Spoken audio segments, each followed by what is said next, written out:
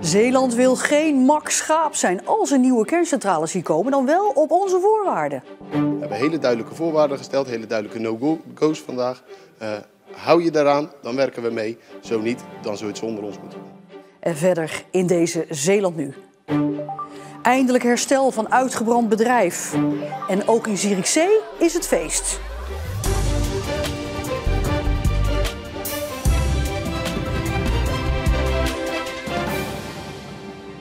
Goedenavond. Geen nieuwe hoogspanningslijnen door de Beverlanden, geen koeltoren en niet bouwen buiten de randen van het bestaande sloeggebied. En ook een goede informatievoorziening voor het publiek. Vandaag gaven Provinciale Staten een klap op de voorwaarden die Zeeland stelt aan de komst van 2 nieuwe kerncentrales. Minister Jette heeft beloofd rekening te houden met die voorwaarden. Maar wat gebeurt er als het Rijk niet luistert? Kan Zeeland dan haar poot stijf houden? Provinciebestuurder Johannes de Bat zei er onlangs dit over. Zij gaan erover. Zij vragen de vergunning aan. INW verleent die vergunning. Wij hebben, als je de andere kant schetst, hè, dan zou je moeten zeggen, we hebben als Zeeland en als Borselen er geen zak over te vertellen. Schrik je daarvan als je dat hoort? Jazeker. Ja. Dan denk ik van waarom niet? Waarom heeft hij daar niks over te vertellen? Want hij zit toch ook in de politiek, dus dan heeft hij daar toch iets over te vertellen. Gelooft u dat die worden ingelost, die voorwaarden en die beloftes? Dat hopen we wel. Ja. Dat is niet zo moeilijk. Ja hoor. Ja? Ja hoor. En waar baseert u dat op? Ja, ik denk dat ze alles toch wel eerst nagaan hoe alles reilt en zeilt. En u heeft er vertrouwen in dat er inderdaad dan geen koeltorens komen en geen hoogspanningsmasten? Nou ja, dat zou misschien wel kunnen, maar ja, dat is een afweging natuurlijk, hè, van de hoogwaardigheid. Dus. Provinciale Staten spraken vandaag over de brief die binnenkort naar Den Haag gaat met de zogenaamde no-go's. Maar hoe gaan de staten ervoor zorgen dat Den Haag en de eventuele nieuwe minister zich aan de afspraken houden? Dan moet je toch even terugkijken naar de marinierskazerne. En die ligt eigenlijk gewoon een beetje als een rauwe open wond in Vlissingen nu. Want daar hadden we natuurlijk ook beloftes vanuit het Rijk dat daar mariniers zou komen. Dat is niet gebeurd. Dat blijft altijd een hele lastige, maar zoals de gedeputeerde vorige keer aangaf, als ze willen zetten ze alles hier neer. Maar ze hebben wel een uitgestoken hand naar ons gedaan van we willen het echt heel graag samen met de regio doen. En op die manier hebben wij dit voorwaardenpakket opgesteld. En op die manier denk ik dat we ook gewoon in de wedstrijd moeten staan. We hebben hele duidelijke voorwaarden gesteld, hele duidelijke no-go's vandaag. Hou je daaraan, dan werken we mee. Zo niet, dan zul je het zonder ons moeten doen. En anders hebben we gelukkig hele krachtige volksvertegenwoordigers. In ieder geval die van de SGP, dat we ervoor gaan liggen. En misschien wel letterlijk ervoor gaan liggen. Een blokkade van de 58. Zo is het. Dan komen ze Zeeland niet in. Wat ons betreft gaat het provinciebestuur dan ook echt alle mogelijke middelen die er zijn inzetten om te zorgen dat ze er niet komen. Maar de vraag is wel inderdaad, wat voor middelen hebben we daarvoor als provincie? De SGP zei net, we blokkeren de 58. Nou, dan gaan we graag naast de SGP staan. Ja, naast mij staat politiek verslaggever Nadia Berkelder. Nadia, ja, als we er dan als puntje bij paaltje komt toch niks, hè, geen zak over te vertellen hebben. Hoe zwaar gaan deze Zeeuwse voorwaarden dan wegen in Den Haag? Ja, die gaan echt wel wegen, want er zijn beloftes gedaan door de minister. Aan de andere kant, er zijn wel eerder beloftes gedaan door de minister. Bijvoorbeeld over de marinierskazerne en daar kwam ook niks van terecht. Dus er is wel wantrouwen richting Den Haag en dat is ook wel terecht gezien het verleden. Maar ja, bij wie leggen we deze voorwaarden nou neer? Want je hebt een demissionair kabinet die eigenlijk niks meer kan of weinig. Het nieuwe kabinet komt maar niet van de grond, dus ja, hoe gaat dat verder? Ja, het demissionair kabinet is nog wel echt bezig met kernenergie. Daar zijn ze echt mee aan de slag. Hoe het met een nieuwe minister gaat, is nog maar de vraag. Want de kans is groot dat er een PVV-minister komt. En die zijn toch altijd wel voorstander van kernenergie. En de kans bestaat dus dat de druk groter wordt en dat die voorwaarden dus afgezwakt worden. Nadia Berkelder, dankjewel. We blijven nog even bij de provincie, want in een brief aan het ministerie van Defensie schrijft het provinciebestuur dat ze zich zorgen maakt over plannen voor meer oefenterreinen in Zeeland. Het ministerie wil dus militairen op meer plekken in Zeeland laten oefenen. Het gaat dan voornamelijk over meer laagvliegende helikopters en terrein dat gebruikt wordt om te graven. Volgens de provincie zijn de plannen slecht voor de natuur in Zeeland. Bijvoorbeeld doordat vogelsoorten gaan vertrekken. Een proef in Burghaamstede met het nieuwe systeem van openbaar vervoer in Zeeland valt tegen. Het is de bedoeling dat bussen in onze provincie straks niet meer door de dorpen rijden, maar alleen op doorgaande routes. En daarbij moet je dan zelf naar een opstapplek buiten het dorp. En dat kan dan bijvoorbeeld met de fiets of met een flextaxi.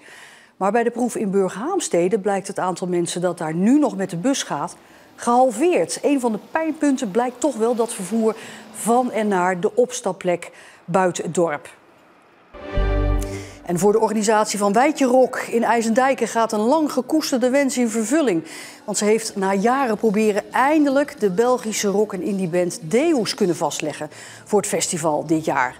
Ook Triggerfinger en Merol komen optreden. En Wijtje Rock wordt gehouden op 26 en 27 juli. Het heeft even geduurd, maar autoschadeherstelbedrijf Rida krijgt een nieuw pand. 1,5 jaar geleden brandde het bedrijf in Terneuzen tot de grond toe af. Een droevige gebeurtenis, maar de eigenaren kijken vanaf nu alleen nog maar vooruit. Met de onthulling van dit bord werd het officiële startsein gegeven voor de nieuwbouw. En daar zijn de eigenaren blij mee. We zitten uiteindelijk inmiddels 1,5 jaar toch in beperkte ruimte op alle vestigingen. En dat geeft best wel behoorlijk druk met alle mensen die eigenlijk voor ons het werk doen. En dat begint zachtjes aan zwaar te wegen, zou ik het zo zeggen. De reden dat het zo lang heeft geduurd is dat de eigenaren moesten nadenken wat ze na de brand met het bedrijf wilden doen. Punt 1 was het zit je te kijken van kun je uitbreiden. Dus zodoende eer je al die plannen uitgewerkt hebt. En daarnaast komt nog een stukje op een duurzame manier de boel verwarmen. Zowel de spuitcabines als de werkplaatsen. Dat is ook nog vrij nieuw. En dat al brengt dan met zich mee dat eigenlijk wel behoorlijk lang geduurd heeft, ja. Het bedrijf brandde in juni 2022 binnen enkele uren volledig af. Er was voor de eigenaar weinig tijd om destijds te beseffen wat er gebeurd was. Dat brandde 's middags af en dan zit je gelijk te denken van morgen staan hier weer 20, 25 klanten op de stoep. Die stonden gepland. Nou, en vervolgens heb je natuurlijk ook de andere dag staan heel de club met medewerkers op de stoep van wat gaan we doen. Dus dan is het eigenlijk gelijk doorschakelen en het werk zien te verdelen en de mensen overal naartoe. Maar het voelt in ieder geval voor u denk ik wel goed, een nieuwe locatie en een nieuw begin. Ja, zeker. We zijn blij om weer vooruit kunnen kijken. En ik hoop eigenlijk aan het eind van het jaar iets moois staan hebben. De planning was eigenlijk om het een jaar aan te kijken. Maar inmiddels speelt Levi Kort uit West-Soeburg voor het 10e jaar waterpolo in Eindhoven. En is de topsporter naar eigen zeggen goed ingeburgerd in het Brabantse. Levi Kort speelt al jaren op het hoogste niveau van Nederland. In de eredivisie dus, bij PSV. Toch is de 20er uit West-Soeburg allesbehalve bekend. Nee, dat klopt. PSV, waterpolo, kleine sport, kleine vereniging. PSV voetbal natuurlijk super groot, veel mensen bekend. Alhoewel waterpolo zelf een vrij kleine wereld is. En ik denk dat daar de naamsbekendheid er wel is. Maar als je kijkt binnen Nederland, dat dat daar niet is, want de sport gewoon klein is. En dus reageren mensen verbaasd wanneer ze horen welke sport hij beoefent. Nou, ik vind het leuk dat ze altijd zeggen van, oh je speelt Eredivisie. Maar dat ze dan niet weten van wat je speelt. Dan zeggen ze, welke sport doe je? Maar vaak denken ze dan, voetbal of basketbal vooral, omdat ik 2 meter ben. En dan zeg ik vaak nee, waterpolo. Dan zeggen ze waterpolo. Oh, dat is grappig, daar heb ik niet zo vaak van gehoord. Toch zit één ding wel dwars bij Kort, die na zijn middelbare school vertrok bij vereniging de Zeeuwse Kust uit Vlissingen. Waarom verdient de voetballer wel miljoenen per jaar? En als waterpolo verdien je niks, zou ik zo maar zeggen. Dat frustreert af en toe, maar ja, dat is hoe het gaat. Als mensen naar voetbal graag kijken, dan gaat daar geld heen. Maar dan denk ik vaak, ja, ik doe het ook voor mijn plezier en hobby. En die liefde zit diep, met zo'n 10 uur training per week en een wedstrijd in het weekend. Dat is vrij zwaar. Zeker als je carrière voor het werk ook belangrijk is. Het is veel werken, waterpolo, werken, waterpolo. Maar ja, op een of andere manier houdt het toch gewoon vol, ja. Want hij werkt ook nog als consultant in Amsterdam en pendelt op en neer met de trein. Mensen die om mij heen zitten en werken waterpolo snappen het helemaal. Maar mensen die dus niet een teamsport hebben waarbij ze dus 4 keer in de week of 5 keer in de week trainen, die zeggen af en toe, we houden het vol inderdaad. Maar zijn droom was om ooit in de eredivisie te spelen en dat doet hij nu al voor het 6e seizoen. Ik heb eigenlijk altijd gedacht toen naar PSV kwam, kijk het een jaartje aan. Maar het was zo leuk met deze gasten, vrij snel, dat dat er steeds een reden is dat ik zeker hier nog speel. Als ik hier geen vriendenteam zou hebben, dan zou ik er vrij snel denk ik al op een ander niveau zijn gaan spelen of ergens anders misschien eventueel. Maar dat is voor mij ook wel de drijfveer om zeker in het eerste hier te blijven poloen ook. Ja. Toch sluit hij een terugkeer naar vereniging de Zeeuwse Kust in Vlissingen niet uit. Familie, vrienden en de rust is iets dat hij nog altijd mist.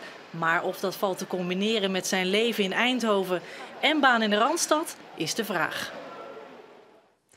En ook Zeeland viert carnaval dit weekend. Sas van Gent heet dit weekend Betekoperstad. Sierenhoek is Perenhat en Oud-Vossemeer is veranderd in Rood-Besoort. Zierikzee, dat heet nog steeds gewoon Zierikzee, want carnaval is daar vanzelfsprekend geen traditie. Desondanks werd het vanochtend uitbundig gevierd op de Sint-Willibrordusschool. De klassen begonnen de schooldag met een polonaise.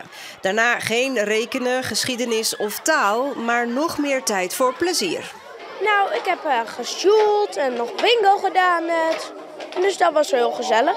In Zierikzee is carnaval vieren geen gewoonte. Toch is het op deze basisschool al jarenlang vaste prik. De Willibrordusschool staat bekend als katholieke school natuurlijk om het feit dat we en carnaval vieren. Na carnaval ook rekening houden met de vaste tijd. Maar we zijn inderdaad echt een unicum hierin. En het dak ging eraf. Naast de polonaise en de spelletjes moesten de kinderen uiteraard verkleed naar school. En dat hield ze al ruim een week bezig. De meest wilde verhalen gingen al de ronde. Nou ja, en ze hebben echt niet zoveel gezegd, want ze zijn allemaal echt fantastisch verkleed. Zoals Ryan uit groep 5, die een wel heel toepasselijke outfit aan had. Als Suske de Rat. En waarom is dat? Nou, soms dan pik ik wel eens wat. Heel soms. Gewoon thuis. Uit de la bijvoorbeeld. En wat pik je dan? Een snoepje of zo. Mag je niet doen, hè? Nee. Maar ja.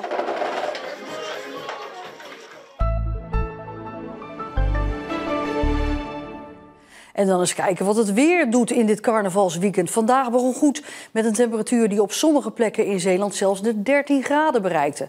Op de meeste plekken scheen de zon dan ook volop. Het weekend verloopt wat wisselvalliger en ook regenachtiger. En de Sprinke in Goes, dat is een school voor speciaal basis- en voortgezet onderwijs, bestaat 30 jaar. En op onze site en app meer over de musical die ze voor deze gelegenheid daar opvoeren in Theater de Mythe. De cast bestaat uit 200 enthousiaste leerlingen die door 150 mensen worden begeleid. Dat zien we allemaal op onze site en op onze app. Morgen weer in Zeeland, nu dan ook weer met het weekoverzicht. Heel graag tot dan en nog een fijne avond.